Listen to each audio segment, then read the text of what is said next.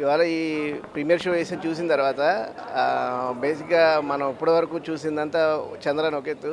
ఈ సినిమా నుంచి చూసే తర్వాత అరే చంద్ర ఎలాంటి మనిషి, ఎంతో ఎమోషన్ ఉందా తనలో, అంటే సెంటిమెంటల్గా అంత బాగా కనెక్ట్ అవుతారనమాట.